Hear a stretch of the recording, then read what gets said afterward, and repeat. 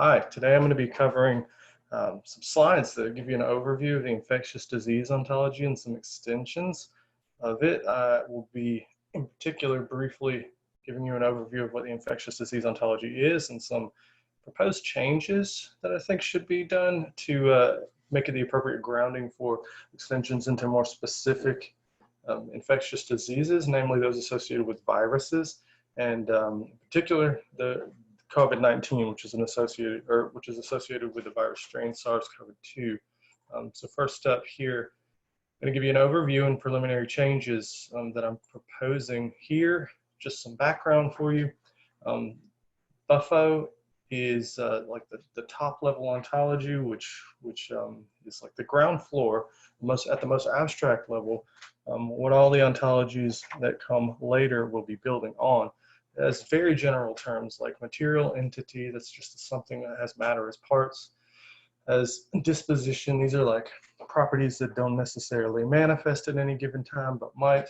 For instance, solubility, salt is soluble. This is a disposition that it has. Whether it manifests by, dissolving in any liquid is kind of beside the point. It still has that disposition regardless. As a matter of the way that Buffo or BFO is structured, dispositions are always grounded in some material entities. So that's what this relationship here is. And dispositions are realized in processes. They may or may not be realized in those processes. For instance, dissolving in salt, right? Like salt is the material bearer, has a disposition, solubility, that may or may not be realized in the process, nevertheless has that disposition. So that's the way this hierarchy works.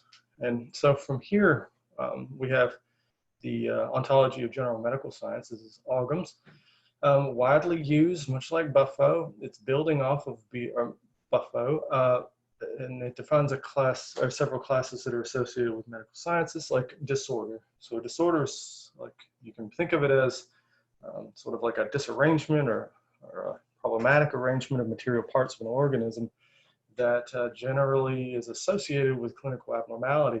Now this, in Organisms, disorder is the material basis for disease. Now, diseases are dispositions. They're things that may or may not be realized. So, for instance, like the disease COVID-19, right? You may have it. It may or may not manifest in various ways, and that is to say, it may not or may not be realized in various disease courses or processes associated with clinical abnormality, as we're familiar with. Nevertheless, you're going to have that disease. Now, we're going to talk more about that. This is just, again, preliminary and outline and overview, but giving you an idea of how the sort of ontologies are building off of one another. So, the infectious disease ontology, I'm going to use IDO-Core and IDO synonymously when I discuss this. This is an ontology that's focused on disorders and diseases for infectious entities.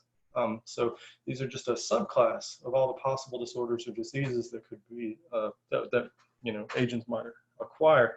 So you, for instance, or an example of this we will be discussing is SARS-CoV-2. This is a sort of like this is the virus that infects us, gives us and causes or is associated with COVID-19. It is a viral disease, and that's where we get over here, which is on this part of the graph, which is an extension of infectious diseases, or those that have viruses as agents. Now, in each of these cases, so I'm lumping these two together, they're very closely related. Like viral diseases are just a type of infectious disease. The disease course is just a type of infectious disease course. And the virus disorder is just a type of infectious disorder. Same sort of structure inherited from Buffo. Viral diseases have their material basis in these disorders, and they're realized in the disease courses. So again, this is just a broad overview, preliminary outline of the sort of relationship between the top level ontology and the one we'll be concerned with in the remainder of this discussion, which is VIDO. And as we pass through IDO. So let me say something about IDO. It was developed by Lindsay Cowell, Albert Goldfan, and Barry Smith with help from several other people. It was rigorous, impressive, I found. It covered a wide range of infectious diseases, and it was curated for several years. It's actually still available for review. You want to check it out. There's a GitHub tracker. People are proposing this and that. Although it hasn't been hasn't been adjusted. That is to say, the infectious disease ontology, those who are running it haven't, as of late, been responsive to tracking issues, and it hasn't been curated perhaps as much as it should have been. You know, these things happen, but this is important to do, though, because IDO is kind of the ground floor for several other extensions that emerged after its development. For instance, this ontology IDO Brew that covers brucellosis, and this one covering meningitis, and then influenza, staphylococcus, and IDO. This is malaria.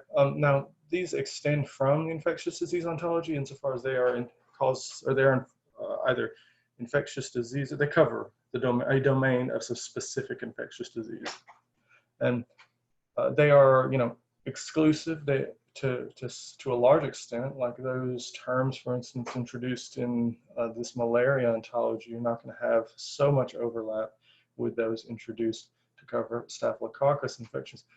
But nevertheless, they have this much in common, right? The infectious disease ontology. And that's what we mean when we say it's a, you know, sort of ground floor, ontological ground floor from which you can pull these more specific ontologies.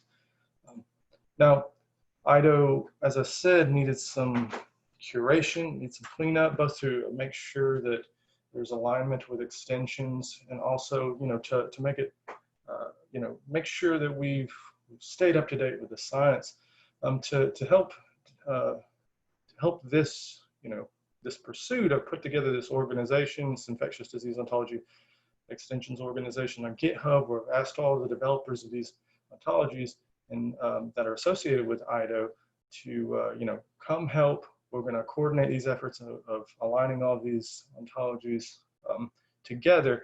And there has been, you know, pretty good turnout. People have been posting, you know, issues to change, asking questions. Myself and Shane Babcock have been fielding them. As you can see, they're not all green. Some of them are red. We're making progress, and it's a collaborative effort, as ontology is. And as should be clear, we're trying to make it right and make sure all these ontologies stay in coordination with one another. A lot of this is discussed in a recent preprint you can find here. There's Shane, Lindsay, John, myself, and Barry. We put this together. Some of the motivation for this, one, updating so there's alignment with and coordination with extensions, but also we wanted to show that, you know, need to be some changes to IDO, so that's an appropriate foundation from which to extend to cover viruses and those associated diseases, because turns out that in the original version of IDO, not a lot of space for viruses. The IDO term infectious agent, which is sort of the core, one of the core terms for the infectious disease ontology, is asserted to be a subclass of organism in the original IDO. Now, the textual definition, this is from Obi, this suggests that all instances are cellular, but viruses, prions, satellites, etc., are not cellular organisms, or not cellular entities. So this implies that viruses aren't infectious agents. So where do we put them? So I proposed this term in the interest of providing a ground floor within IDO, or like a grounding term, a primitive term that is, within IDO from which to extend to viruses without adjusting much else about IDO. Again, I'm trying to be as conservative as possible. And the term I've introduced here is acellular structure. It's an arrangement of interrelated acellular parts formed by a biological unit. Look, so, you know, I think this is as good as a primitive definition as you're going to get. Arrangement, what is that? We know it when we see it. Interrelated acellular parts, that comes from it being an object, which it is. Viruses in this ontology, just as infectious diseases, are objects, and so they have maximally unified or causally unified units as parts, and themselves are units. Now, a lot of the work here is done, I think, in biological. In this definition, this is, for instance, this word right here is for instance what say would distinguish or would exclude like a glass of water as being counted under this definition. I will say that I acknowledge that it's doing that sort of work. I'm not sure that or exactly how to spell out biological in a satisfying way other than assert it here, and also not sure that I need to. because it's a primitive definition, and I think we know it when we see it, like obscenity. And lastly here, I kind of want to avoid this like disputes about what life is, which tend to come up in virus discussions.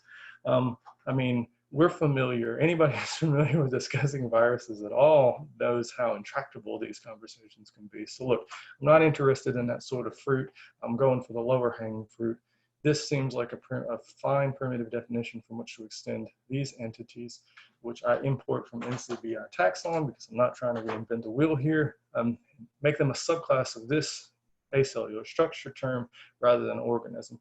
Now, I found that I could also introduce pretty easily infectious structure as a defined class of acellular structure. This is just an acellular structure that has an infectious disposition. This is to say a disposition to like transmit itself and become or part of an infection in a host. This is a term that's often used to describe in the literature. I've got citations here, viruses, prions as well, and satellites and viroids. So there is some grounding for thinking of, like in the literature, there's some grounding for thinking of infectious structures and viruses, for instance, as this somewhat synonymous. Okay, so now this much is just an overview and preliminary changes emerging from recent developments of extensions to IDO. Now I'm going to talk a little about the virus infectious disease ontology in COVID-19, infectious disease ontology that I'm developing. They're in beta forms right now. You can see them here on BioPortal. It's public. Go check it out. Comments, criticisms, etc. welcome. Graphically, VIDO is just, much like the other ontologies, VIDO covering all the domain of viruses and surveillance and tracking, etc. Itself is just an extension of IDO. CIDO, this is a coronavirus infectious disease ontology I'll talk about in a second. This is an extension of VIDO, and then the COVID-19 extension of CIDO. Now, just a few more remarks on VIDO. These updates that I'm proposing, I'm hoping provide the backbone for VIDO in IDO.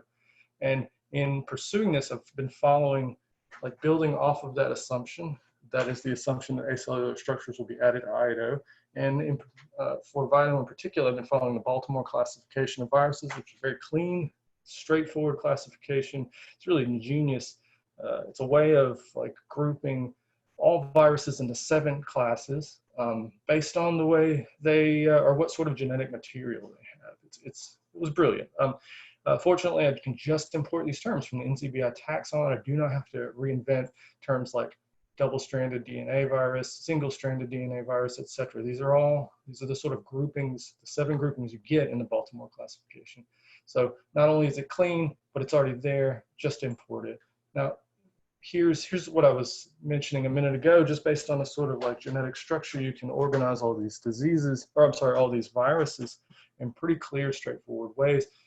All to complete the replication cycle, viruses all have to get to positive messenger RNA, but there are various ways to do that and various steps to get there. If you're, say a parvovirus and you start with positive strand DNA, so you have to make like 2 steps to get over here. Adenoviruses, they only have to take 1 step. Coronaviruses, as you can see, they have to do a double hop over here to get the positive strand messenger RNA. Again, you can just arrange the groups of viruses accordingly based on this genetic material. So that's the sort of background building and direct background to VIDO. Now from here we can extend to the coronavirus infectious disease ontology, which is recently added to OboFoundry, developed by Oliver here and his team.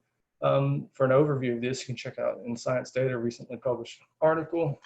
Basically, this is supposed to cover all coronaviruses and their treatments, prevention, and like tracking, etc.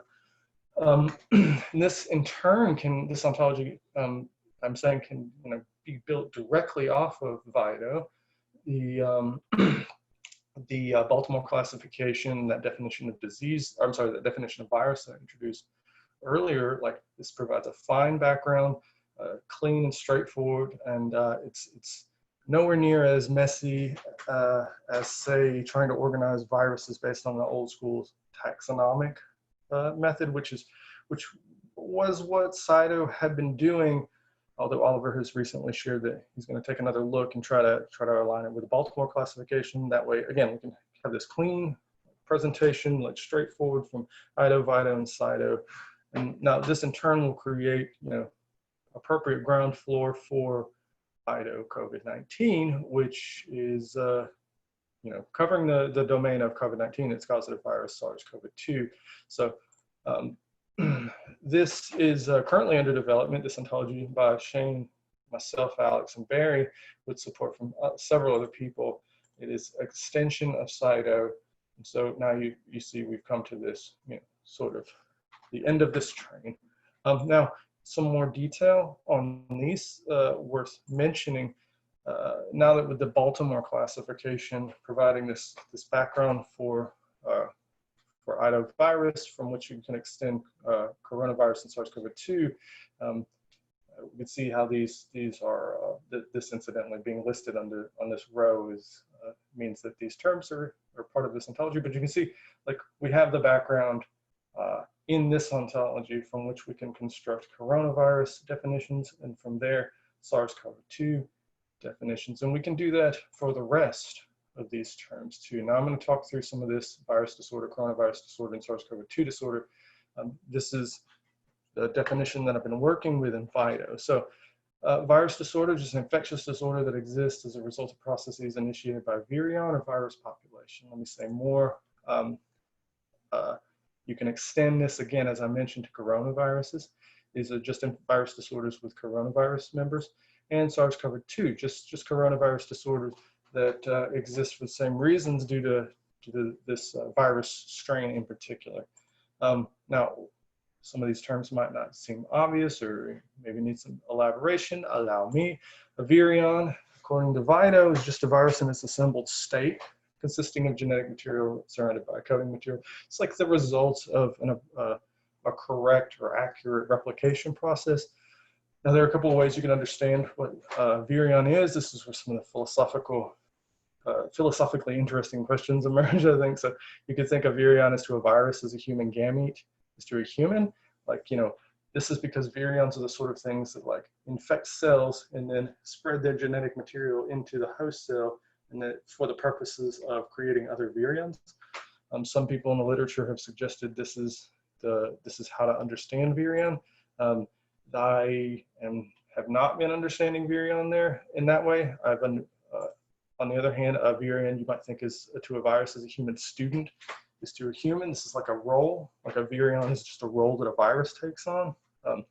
I have not been thinking of virus or virions that way either. Instead, I've been thinking of them as to viruses as human children are to humans. It's like a stage in the development of the virus, much like a human child is a stage in the development of a human.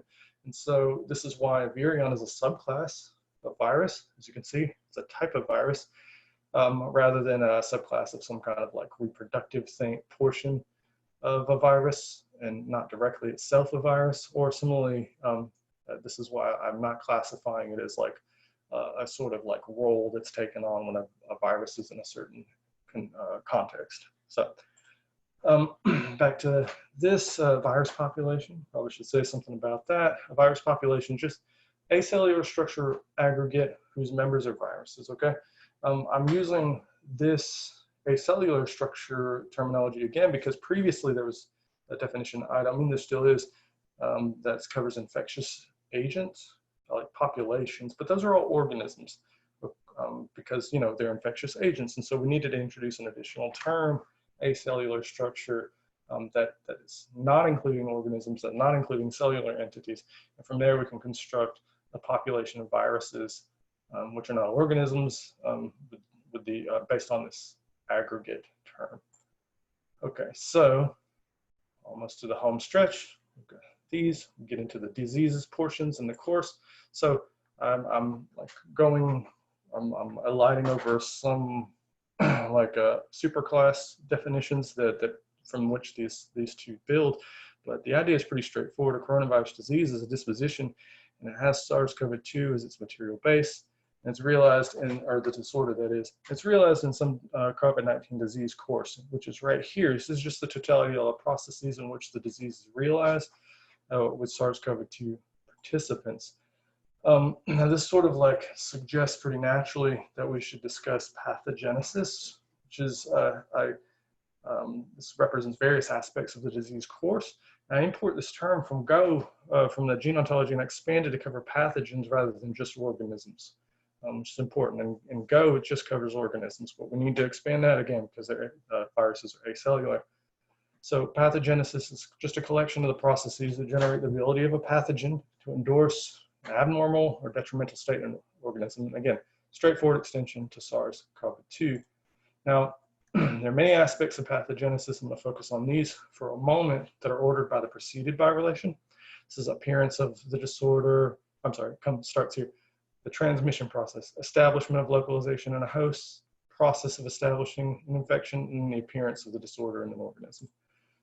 These, by the way, all parts like occurrent or temporal, not temporal, but occurrent or process parts of a SARS-CoV-2 pathogenesis. Now, this transmission process we just import from the ontology. This is the transmission ontology. This is just what happens, or what's the process in which a pathogen is transmitted to a host. Now, hosts take on, or various things can take on transporter roles, like humans or arthropods, or all sorts of things. Like a glass of water can be a role or a transporter role. This is just, you know, it's like carrying the infectious or pathogenic entity over to a new host. Now, respiratory droplet is a good example of that, or we've become familiar with. You know, here's a not uncommon thing to read. Respiratory droplet carrying this, the virus expelled from an infected individual may be inhaled by an organism, leading to the establishment of this virus strain in parts of the organism and permitting the virus to replicate. Now, we need to be able to explicate or represent respiratory droplets. So here I just imported this from ENVO, the environmental ontology. I built this. There are several other definitions I had to import from various ontologies to get, you know, respiratory secretion, portion of liquid, etc. But once I've imported all those, I can just define this respiratory droplet fomite with, this SARS-CoV-2 fomite respiratory droplet, because I've got a definition for respiratory droplet. A fomite is just a transporter that's not a pathogen transporter that's not alive, and we already know what SARS-CoV-2 is. So this is just a straightforward definitional extension of the terms that we had and the terms we imported from other ontologies. Now, we can use this information to both support and help track steps in the transmission process that support strategies to break it, whatever transmission chain we're observing. We can use this Impalo ontology, which has several terms characterizing like various strategies to pursue this in. Like, so for instance, the contact tracing or quarantine control strategy, and many, many others. This is just, I'm just gesturing at this point. Now, the last thing that I'll discuss here, well, the last couple of things, leading to the last thing, I suppose, virus replication. So this is part of the disease course, certainly relevant to pathogenesis. We're going to import this term here, virus life cycle, from the gene ontology. Now, this is as opposed to importing something like reproduction or virus reproduction, because reproduction is defined as applying to organisms. And again, over and over again, I'm repeating, viruses are acellular, they're not organisms. So fortunately, we have this term. We can introduce a subclass, which is a part of a COVID-19 disease course, which is just this particular virus strain's life cycle.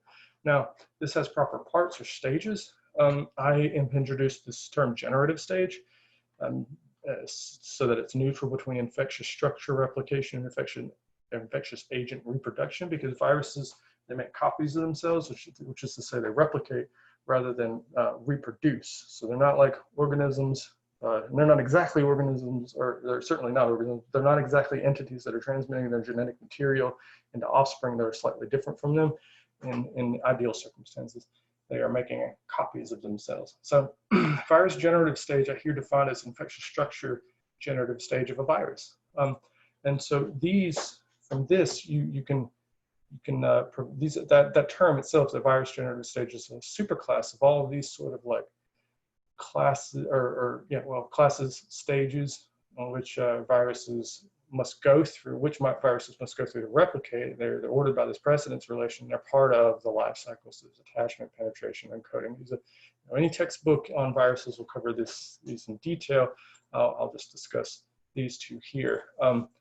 So this is because only certain cells are susceptible to virus the SARS-CoV-2 attachment. I've defined these as adhesion susceptible cells.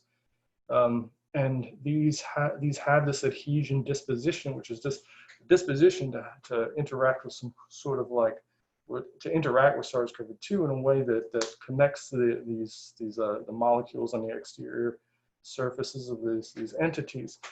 Now, this is because it's a disposition, it has to have some sort of material base. This is the functional receptor complex. And here, an example of that adhesion factor material base, we can import from Uniprot because it's a protein. This is this angiotensin converting enzyme 2, which is found on the surfaces of alveolar, enterocyte, arterial, and venous endothelial cells in cortic neurons in the human body. Now, this is one of the reasons why SARS-CoV-2 infection is commonly associated with respiratory issues, because these alveolar cells, they have this adhesion, or they have this ACE2 enzyme, and so this is the thing that the SARS-CoV-2, the virus strain, uses to attach itself to the cell. It uses uses an S protein. The virus does. It uses an S protein to like kind of hook onto this ACE2 molecule, and then once it does that, it engages in this transmembrane protein series 2 to facilitate entry into the host cell. Basically, splits the host cell open and like jumps in. So this just suggests, focusing on this, defining adhesion susceptible cells, stuff like that, and like all the the details associated with the intrusion or penetration and attachment process. Suggest a way both to represent that and also represent ways to negatively regulate attachment, negatively regulate penetration by focus, which could in clinical practice be associated with inhibiting these this enzymes in the body, this protease in the body. So like an ACE inhibitor, for instance, might be a way to make host cells potential host cells less susceptible to SARS-CoV-2 attachment. Again, this is something we can capture by with this negative regulation process definition that was just really an extension of existing terms in IDO. So there are other processes worth discussing too that are involved in viral pathogenesis, like the incubation process.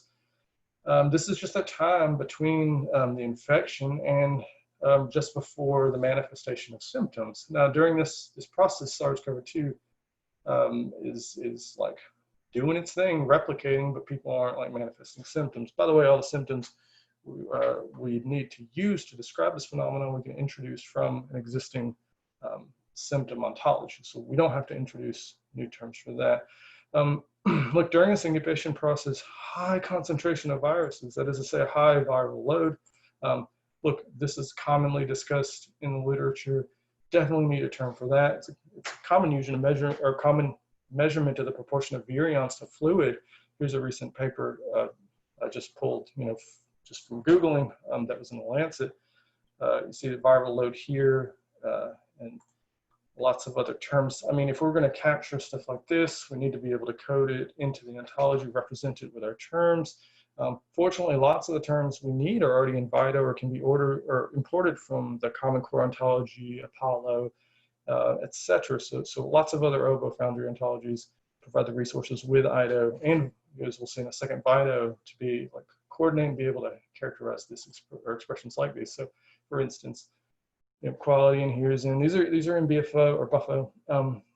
Uberon, this is the Uber anatomy ontology. It's got this term sputum. CCO's got all these terms here, and all we need is to introduce a term for viral load, which we can just define as a quality in hearing and a portion of fluid. This is a proportion of virions to the volume of the proportion of fluid. A lot of these terms are already in IDO, or you know, from imported ontologies like BFO, or quality, right? This is already there, adherence, stuff like that. So, look, just to close this off here, it's more or less interesting, but also showing you some examples of things that we can characterize and talk about in the ontology as it stands in its present beta state. Like ACE2 facilitates host entry, but it's then down-regulated, which is just to say that ACE2 components shed from host cell membranes. So that's kind of good because it makes the host cell less susceptible to SARS-CoV-2 adhesion. Yay. But also bad because it ACE2 regulates angiotensin II, which regulates inflammation in the body. And it's even worse because the lack of this angiotensin II increases the likelihood of uncontrolled systematic inflammation due to immune system responses. This is that cytokine storm that people have been talking about bad. So this immune response to SARS-CoV-2 is mediated by proteins produced by immune cells. All of these terms, by the way, we can just import from Unipro. Some encourage inflammation because that's how the body fights off a viral infection. But usually, like in ideal circumstances, after the infection is fought, the body tones itself down, calms down the inflammation. But because the body, it's thought that because SARS-CoV-2 is like, you know, sort of like undermining the regulation process, this makes it more likely to result, or makes us more likely to result in some cases in a cytokine storm where the body is just like systematically inflamed and not a lot of ways to calm down the storm, which may in fact, especially when it's focused on alveolar cells in the lungs, may lead to acute respiratory distress syndrome, which is the most common cause of death associated with COVID-19. This is one of the reasons too why cardiovascular disease is such a big risk factor. By the way, all these terms introduced from the human phenotype ontology, again, not trying to reinvent the wheel.